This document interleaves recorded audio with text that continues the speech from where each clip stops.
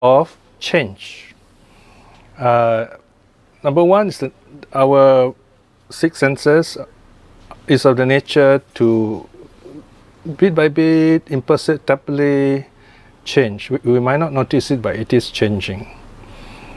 Some parts are decaying. Okay, that's one meaning. Decay. Becoming. So that's the nature of it generally when we talk about impermanence. Now, then changing is another more dynamic version of it. Right, over time you see there is something different. All right. Becoming otherwise, what you expect, what you hope it to do, it doesn't do it that way. It's just something else. For example, you thought, oh, my body can do this. Now I can work hard enough. I can get up certain time tomorrow, but I can't. Right. So our senses often fail us. That's the meaning here. Otherwise, it doesn't always work out the way we want it. Now, another reason why you have this kind of repetition is, in some cases, the words they all have the same meaning, but because the oral tradition, they are repeated because it's important. You know, in a big crowd, when the Buddha talks, some people are not listening. It's natural. So at least they catch one word, then they have a good idea of the rest. So this helps in remembering the teaching, also the repetition. But here, in the case of the section 3 in the sutta, the three kinds of changes, they're slightly different in each case. All right? They kind of highlight different aspects of change. So becoming otherwise means our body, the senses and so on, they do not always come up to our expectation. Okay? Is that clear enough?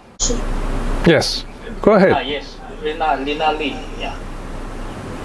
Just now Brother Piya said that we can't pray on the dead. It means that we don't pray to our ancestor. There is a proper way of praying to them, so to speak. Because prayer means we are helpless. We pray for something. We pray for salvation and so on, right? So the first thing to understand is our relatives have passed away. If they've done good things, they'll be reborn. They'll be reborn happily. So your prayers, they don't need your prayers. Like, let's say they're born as human beings, right? So it doesn't really help. But if you read the Tirukuda Sutta properly, there are teachings that tell you how to pray for them, why you pray for them, what to think. The key word there is loving kindness. Let's say someone we love has passed away, okay? What do? We employ professional priests. And if we are rich, we employ professional, what do you call them? Mourners. They start crying for you. And that's not helpful, you see. So originally in Buddhism, even monks don't pray for the dead. You know the story of the Buddha when he was passing away? If you read the Mahaparinibbana Sutta, you find the Buddha telling Ananda, Ananda, don't worry about the funeral. You are a monk, you should be meditating, you should be working towards your awakening. The wise lay people will take care of my funeral, the Buddha says. So the original undertakers are the lay people, But now the role has switched, you see. The monks have taken over the role. Why? Because they have not been following the three trainings over time, you see. So my point is that even as lay people, the best thing to do is when someone is dying or has passed away, is for the relatives, loved ones, and friends. Don't forget, friends gather together to bring happiness to this person as he's living. We're happy when someone is born, But here someone is going to be reborn. We should gather together to bring happiness to this person too. We're saying goodbye to this person. Right? When the person dies happily, that's very good because he goes away with a happy mind, reborn happy also. So it's very important that the family members, loved ones, do this last rites, this kind of memory rites, You can still do your traditional rituals if you like. We're not against that, but do it meaningfully. Even Qingming, for example, right? So we remember our ancestors who have passed away not by worshipping them. The Tirokuda Sutta says, remember the good things they have done, rejoice in it. They may rejoice in it. If they are present around here, they can see you, they also rejoice in it. And when they rejoice, if they are pretas, then they fall from that state. You see, there's a bit of psychology there, very interesting. The pretas are such that they're very attached, still attached to this life, to the present family. So they are stuck, they can't go away, you know. So, but when you help them to be happy, they're free from that attachment, then they really pass on, they move on into the really new life, they are reborn, no more pretas. So only the pretas are the ones that we dedicate marriage to. The other, if they're born as animals, you can't dedicate marriage to them. But take good care of your pets. Your pets are likely to be your close relatives. All right? Then hell beings, you can't help them either. Asuras, you can't help them either, right? Devas, they don't need your help, they're happier than you, and so on. So only you are left with the pretas, right? So this is how we do it. We send our loving kindness to them. We do it with loving kindness, okay? Yeah, in fact, you can do other good things. For example, to celebrate their anniversary. In Thailand, they will print very valuable books, rare books, and distribute free during that occasion, especially the 100 days when people come to, cremate the body. In Thailand, they keep for 100 days, or anniversary. Right? So that's one good practice. So you educate the people with a good book. So these are things we can change, we can update, we can make it more meaningful. In other words, is that clear enough? Not clear, can ask again. Huh? Yeah, you can explain further.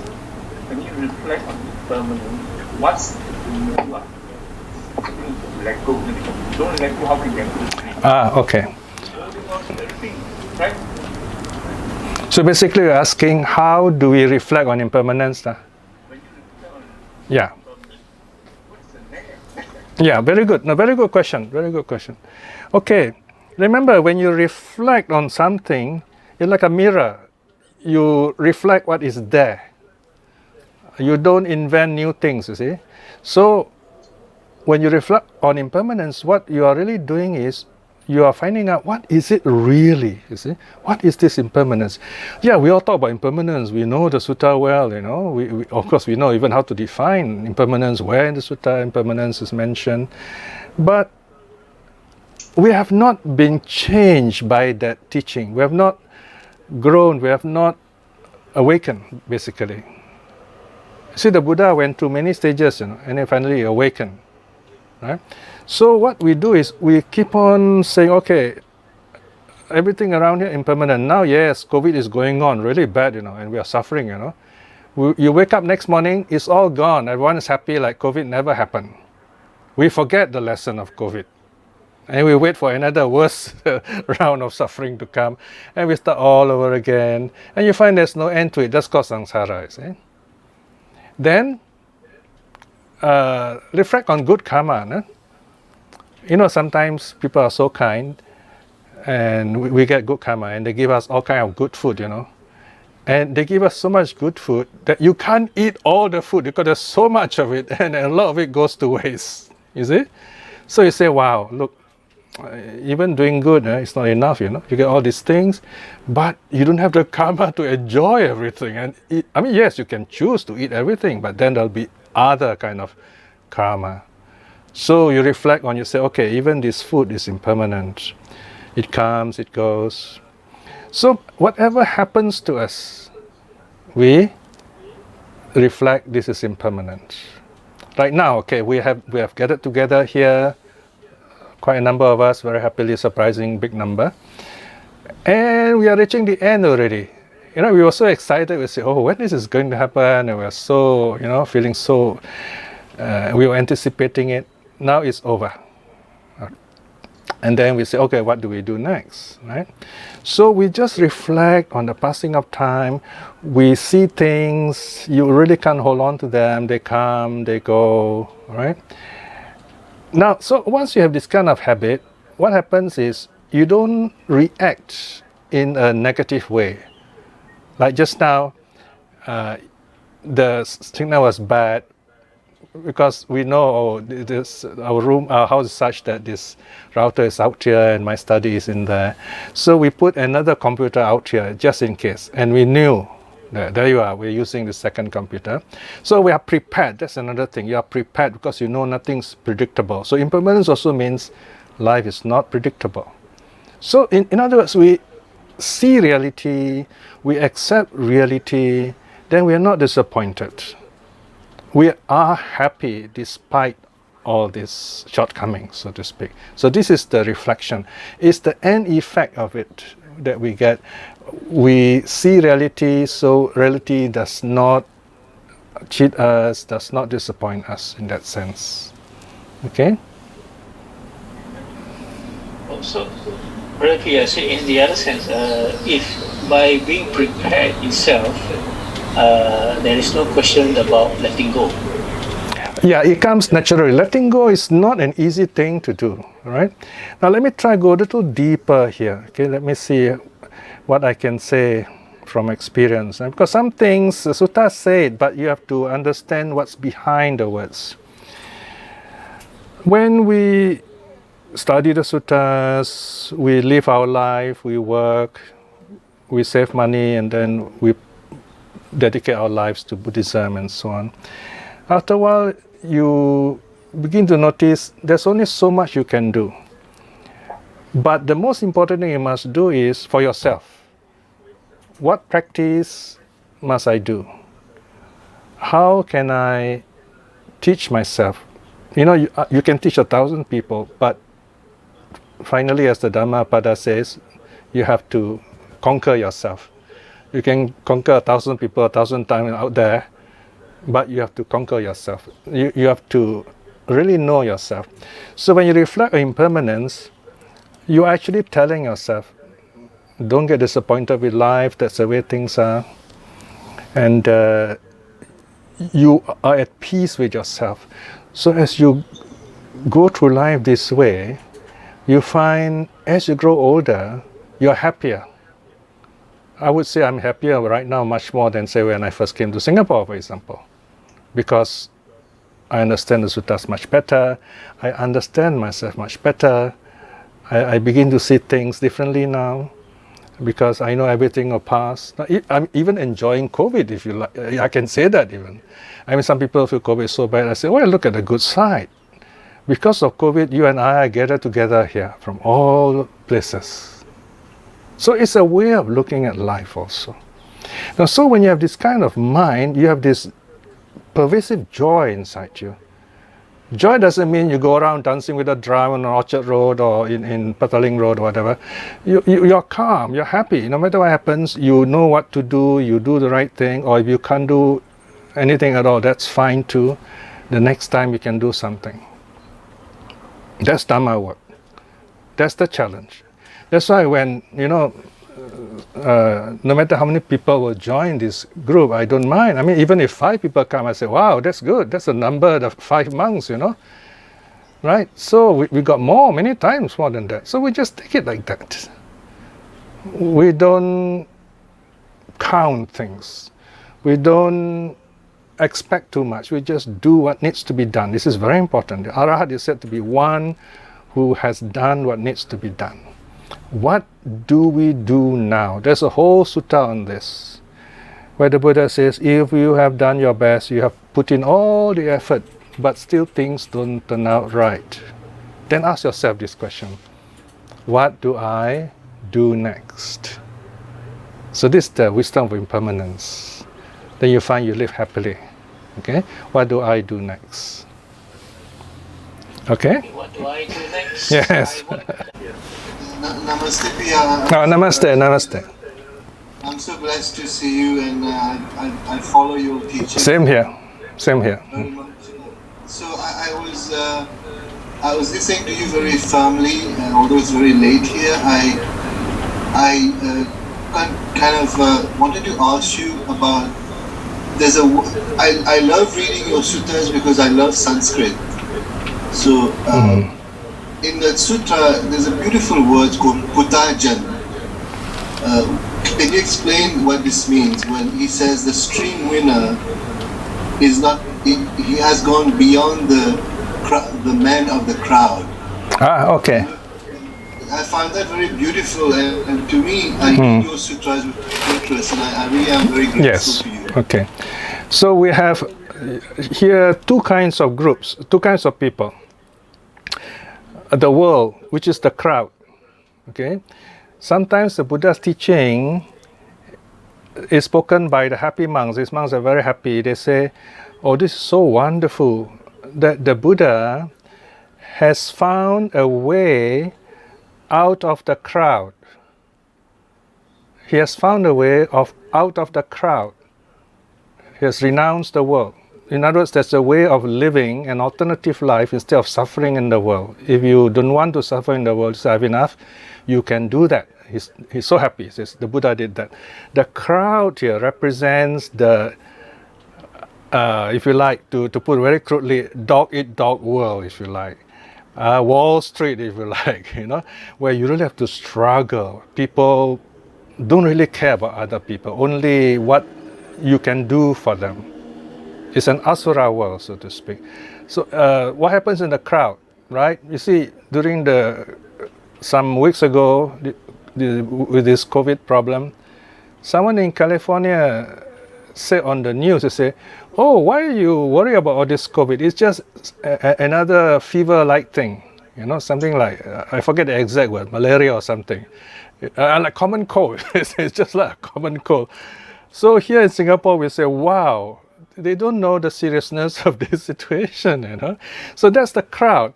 Sometimes we have all this freedom, this crowd, they think, wow, we are right, and everybody follows. So they become like lemmings. Lemmings, they run together and then they all fall over this cliff into the water. And they want to swim across the water to find new land, but many of them drown, see. So we tend to follow the crowd. So the Buddha's teaching is sometimes said to be against the current. So you have to swim against the current. The boat goes upstream to nirvana, you see. So against the current, out of the crowd, the Buddha is teaching something quite different that the world expects. Because the world cannot give all the satisfaction we want. Sooner or later, we want some more, and so on, no end to it. But the Buddha said there's a way of ending this. So that's the meaning of getting out of the crowd. So the stream winner is normal, that kind of person. He's happy for himself. He does not, there's another very beautiful way this stream winner is described. He is independent of others. Aparapachaya. Independent of others. He does not depend on others for his happiness. Emotionally independent, right? For many, you see all those romantic movies, the boy will say, "Oh, I can't be happy unless I have you, You are my meaning in life." And if you lose that person, then that's the end, isn't it? That's called emotional dependence, okay? Falling in love is good, but you have to be wise in doing so. So to be emotionally independent means your happiness is not dependent on others, not dependent on things, not dependent on anything outside of you. You are happy for no reason at all. If there's no reason, nobody can take it away from you. Because happiness need not have a reason. Happiness just arises. Happiness is a feeling. So when you reflect on impermanence, you meditate, this joy arises and you feel happy. Imagine for 19 years you work translating sutta, say every 3 months you come up one volume. Not easy. After a while you say, what am I doing? All these words and Pali and this difficult sutta, how am I going to translate all this? 19 years, 1 year maybe, So it is the joy that keeps you going. You feel happy, you say, oh, this is wonderful. What comes next? What is the Buddha trying to say here? How can I express this so that people who read this are happy? So when you say you are happy, I even feel more happy, you see. And I have many people like you who tell me they're happy because they read the suttas. It's not because they read my work. They read the suttas, you see. So this is the joy. It grows. It's not yours. It is a common joy we share together. And that is called samagi, going the same path, fellowship. Right? So, yes. Okay. Yes, a good question. What time is it there, please? It's nearly 2 a.m. Wow, okay. Thank you for, waiting up for us. Of course, it's a blessing. Thank you. This is a samagi group. Yeah, we come together to learn the common thing, and I hope we all have a common goal. And I'm very happy to know that we have another question that comes in from Karin Chan. Is it happiness or contentment that the Buddhist should be seeking, Brother Piya? Okay, yeah, you find happiness, contentment can be defined in different ways. But in the Buddhist sense, I would say they are aspects of the same thing, right? You see, the word happy, sukha, it means to be comfortable also. So the basic idea of happiness is you are comfortable wherever you are. Okay? You are comfortable with whatever arises in you, around the environment. We can still work together. For example, as Buddhists, COVID or no COVID, we go ahead to do what we can. For example, here we are. We put our efforts together. I have learned how to Zoom finally. I never thought in this life I would Zoom, So thank to Brother Chan, I'm Zooming now. So in that sense, we are happy. Right? Contentment, santuti. That means, you see, when you eat, you have something good, you're happy, right? Then you eat it. You take this wonderful food that you like, But even the best food, you got to stop when you're full. That fullness is contentment. So you stop there. In other words, santuti means you know where to stop, when to stop. And that's what the precepts are about. The 5 precepts teach us when to stop. 5 no's. 5 things we must say no. No killing, no stealing, no sexual misconduct, no lying, no intoxication. Because when we learn to say no to these 5 things, then we learn to step back. We are more contented with life. So this contentment means you are happy with what you have right now, and that helps you to be truly happy because you don't need more than that. Some people, they work so hard for so many things that they never have the time to enjoy it. We heard this story before, right? So, I see people in Thailand, the poor are very happy. They're Buddhists, I went there in around 1970, I think. That was at the height of some so-called revolution. They like to use the word revolution, patiwat. Some government is being toppled, And there was this Thanom problem, I think. Then when I was staying there, there was this bullets flying and so on. But the funny thing is not many people were killed. It's just this political thing. And then suddenly there was this boom, explosion, and everybody fell flat on the ground. And then someone said, "What was that?" And then someone said, "Oh, it's nothing. It's just a bomb." It's nothing. It's just a bomb. This is how the Thais react to the situation. And then they say, "Oh," and then they get out, they go back to their normal work. So they have no fear of death in that sense, because they have learned that in the Buddha's teaching, it's all impermanent, things come, things go. Live your present life happily. Let the politicians do whatever they need to do. So that way, you live this kind of life, you're happy. Simple life, but happy life. Okay, so that's some of the ways of reflecting that, in that way. Okay? There is another question that comes from our fellow brother, Brother Sin Chow. It goes this way.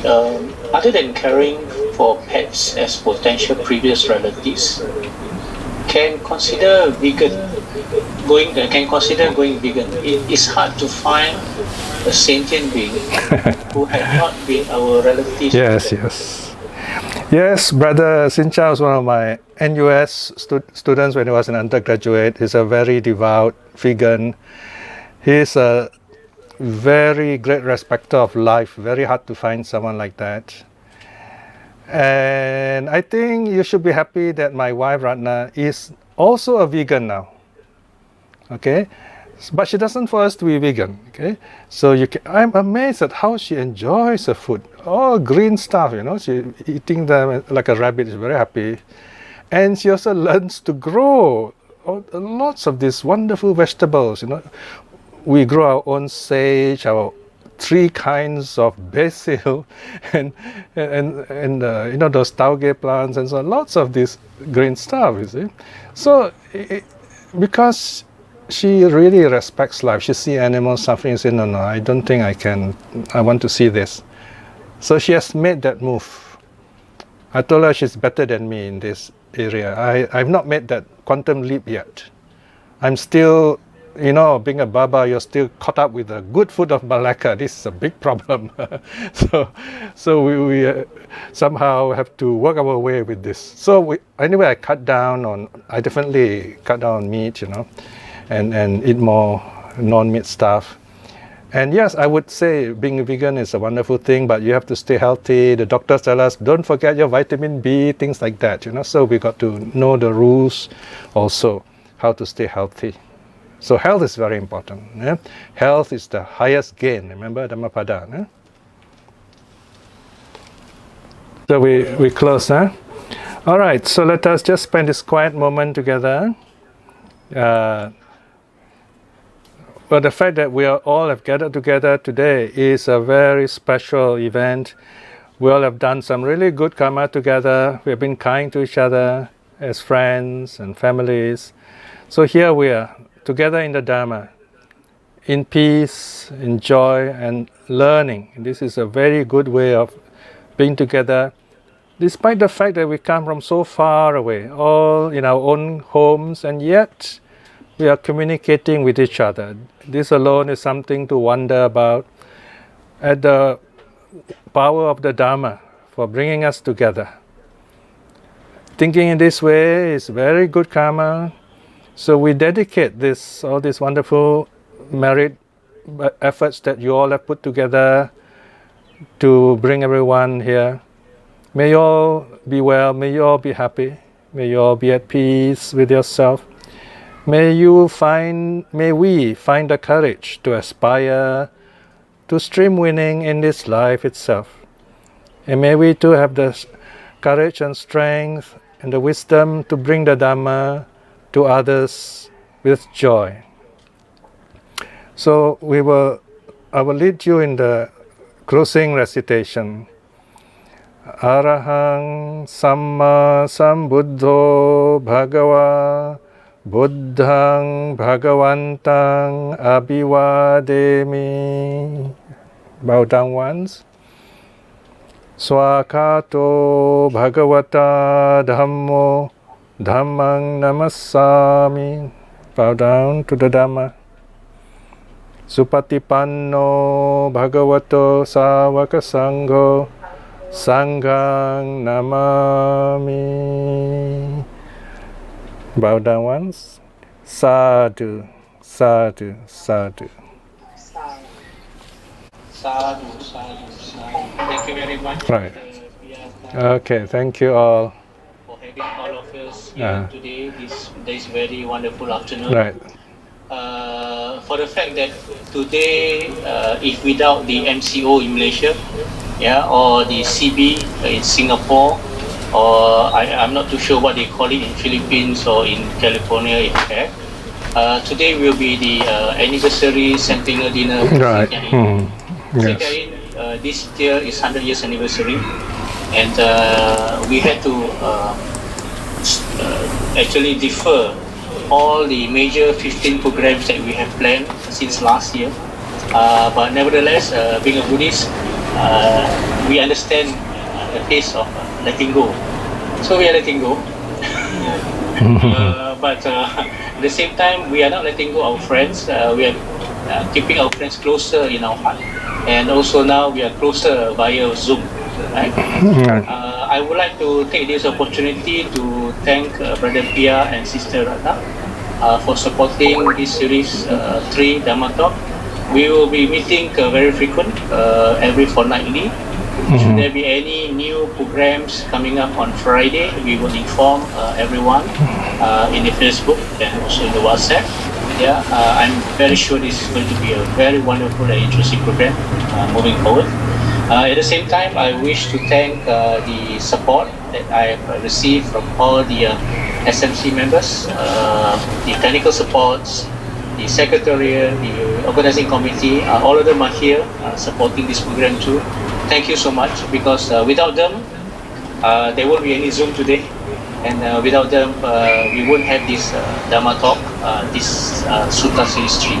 So thank you so much, everyone. We will be meeting you again, hopefully in 2 weeks' time. Wherever you are, please be safe, take care, stay healthy always, and have a fruitful journey in the Dhamma. Right, sadhu, sadhu, sadhu.